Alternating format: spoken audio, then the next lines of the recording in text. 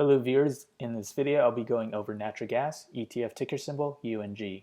Today we are down 3.7%. We made an all-time low and we have about 2 hours and 30 minutes left in trading. On the 1 hour chart, we were at oversold territory on the RSI, and as of now we may head lower as we are encountering resistance on the 9 and 18 moving averages, and on the 4 hour chart we still have not reached oversold territory on the RSI, so that indicates there's still more selling pressure.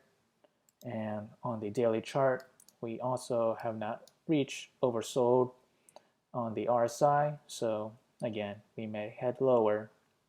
And as for resistance, if we do encounter a reversal and head on higher, I do see the 18-day moving average as a pretty good resistance. Reason why: that 18-day moving average coincides with past support, and now as we're below the support level, support acts as resistance. So I do see the price of $19.40 or 40 cents as resistance, and for support, as indicated, I do see support when we reach around oversold RSI on the daily chart or on the 4 hour chart right here. And let's head to the forecast model. So on the forecast model, I'll go day by day where natural gas will head to in the next coming days. So we have 1 day out, 2 days out, 3 days out, 4 days out, 5 days out, 6 days out, 7 days out. So which one of these forecasts we should focus on? First, we need to compare which forecast matches the current trend. So we have the current trend right here, and below it is the trend in question. This trend dates back to November 13, 2012 to February 11, 2013. So what we have in the beginning of the trend, we were touching the upper Bollinger Band right here, and then we proceeded in a downtrend further down, and we made a reversal to touch the upper Bollinger Band right here. After that, we lost steam and touched the bottom Bollinger Band, and then we made an attempt to touch the middle Bollinger Band, not quite, and then we proceed lower towards the end right here.